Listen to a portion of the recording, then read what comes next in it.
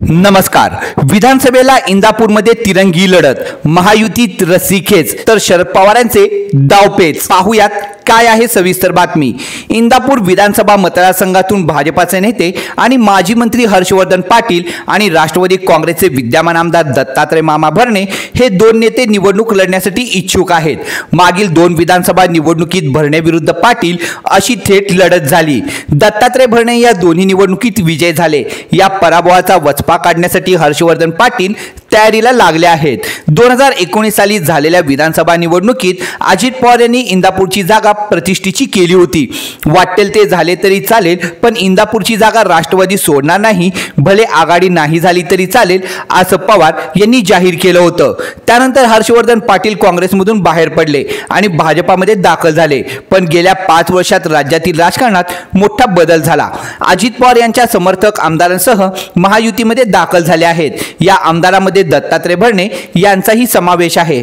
त्यामुळे 5 वर्षांनी पुन्हा एकदा इंदापूरसाठी पाटील आणि भरणे पुन्हा एकदा आमनेसामने आले आहेत।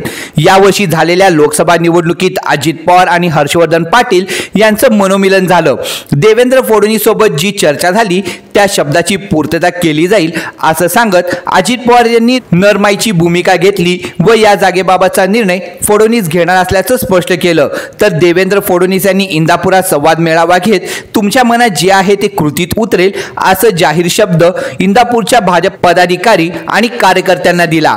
त्यामुळे भाजप ही जागा लढणार अशी चर्चा सुरू झाली आहे। दत्तात्रय भरणे आणि हर्षवर्धन पाटील हे दोन्ही नेते याबाबत फडणवीस आणि पवार यांचा निर्णय अंतिम असल्याचं सांगत आहे।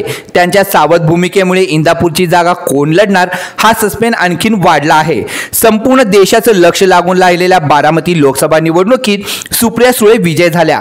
त्यांना इंदापूर मतदारसंघातही मताधिक्य मिळालं होतं। या विजयानंतर शरद पवार यांनी इंदापूरच्या शेतकऱ्यांशी बोलताना मला 4-6 महिन्यात सरकार बदलायचं आहे असं मोठं वक्तव्य केलं होतं। महायुतीमधील तिढ्याकडे शरद पवारांचं लक्ष असणार यात शंका नाही। त्यामुळे आगामी निवडणुकीत इंदापूरमध्ये तिरंगी लढत होऊ शकते। अशाच नवनवीन घडामोडी बघण्यासाठी आत्ताच आपल्या न्यूज चॅनलला सबस्क्राइब करा, लाईक करा, व्हिडिओ आवडला असेल तर जास्तीत जास्त शेअर करा व शेजारच्या बेल आयकॉनला क्लिक करा।